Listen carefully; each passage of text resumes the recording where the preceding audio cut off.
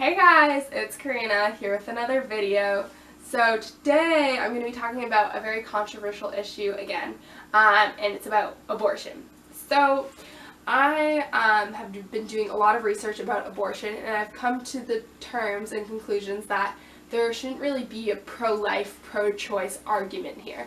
I really think it should be a conjoined group of people, and because the ultimate goal of everyone is to reduce the abortion rates. Nobody wants a baby to die. And I think ultimately people forget that it's not just the baby, but it's the mother too. It's the mother's choice that matters, but also the baby's life that matters. And you can't just choose to forget about one or the other. I find pro-life just seems like they're advocating for the baby, and pro-choice just seems like they're advocating for the mother. But ultimately, I think that they're two people connected, and that you can be pro-choice and pro-life, and the mother's and the baby's life both matter. And I think that it's important that we realize this. And yeah, I think that we should all come together and just have a shared goal of reducing abortion. And the facts are, when abortion is legal, there is less abortions than when it is illegal. Fact is, illegal abortions happened very often during the Great Depression, and it made women in a very vulnerable position. They were putting themselves in danger to kill their child because they simply could not afford their child. So it was a really sad and depressing period of time, and yeah, ultimately we want to give women a safe option if they don't want to have that baby. I think is something that we need to consider. Ultimately, the best way to prevent abortion is education. Sex education is what will prevent abortion. It has been proven that abstinence only does not work, and that pregnancy rates do go down when there is more sex education and more access to contraception. The pregnancy rates go down, and when people know how to use contraception, again, the pregnancy rates go down. So ultimately, education is key in all of this. And when we talk about the partial live birth conversation, the fact is not many people get these partial live birth abortions. In 2009, only 67 of the abortions were considered live births. And in some cases, the baby is often going to die anyways once they are born, so that is why some women get an abortion in that situation. It's not because they want the baby to die, it's because that baby's probably really premature and is going to die anyways, or has some sort of physical disorder that is going to make them die once they come out of the womb. So it just makes sense to abort it, opposed to actually going through with the labor and then just seeing your baby die in your hands. Like, it makes sense why people would go through an abortion in that scenario. And, you know, it makes sense, like, if that wasn't legal, then, like, that would be really unfortunate that women would have to see, like, their babies die after them being born. So I think that that is another reason why abortion should be legal. I think the other thing that is often minimized is the choice of abortion.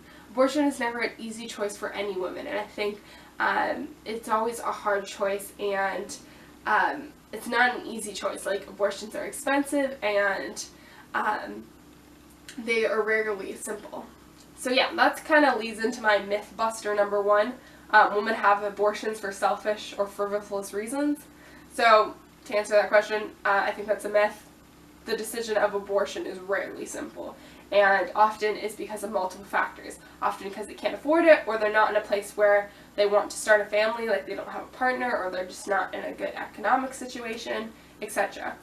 And 13,000 women each year have abortions because of a pregnant resulting of rape or incest, which is super sad.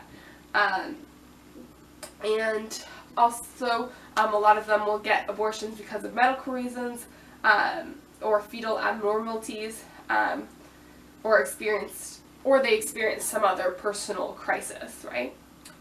Okay, so myth number two that I want to bust is women often are forced into having abortions they do not really want.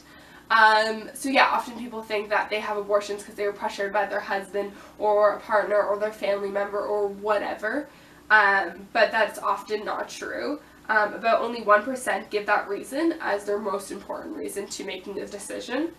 And before they get an abortion, there is counseling that will happen, and they make sure that this decision is completely yours and not because someone else is pressuring you. And if someone is pressuring you, they encourage you to take some more time to consider your decision and what you want to do. Myth number 3 that I want to bust.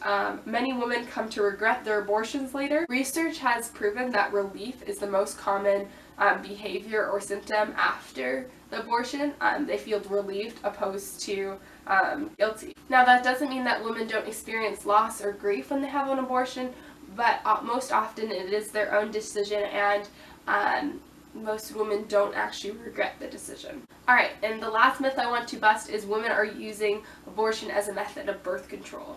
So, in fact, half of all women getting abortions report that contraception they used during that month, they still became pregnant. So, fact is, contraception doesn't always work, and sometimes you will get pregnant. So, that's why some people have to end up getting an abortion. And some couples use the method improperly or forget to use it, etc. One other thing to consider is that women are fertile for over 30 years and that birth control is not perfect, and the likelihood of having 1 or 2 unintended pregnancies is very high. So the fact is, we need to factor in that birth control is not always going to work and contraception is not always going to work. So these are the facts about abortion, and if I've missed something or there's something you want to bring up, leave it in the comments below.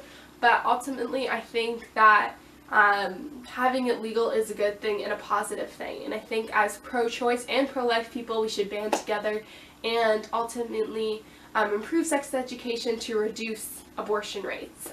Ultimately, I think that is what's going to reduce abortion rates, is sex education. So yeah, let me know what you think in the comments below, and I hope you enjoyed it. And I hope you enjoyed this video, and I hope you guys have a great day, and know that if God put you to it, He will put you through it. Bye, guys.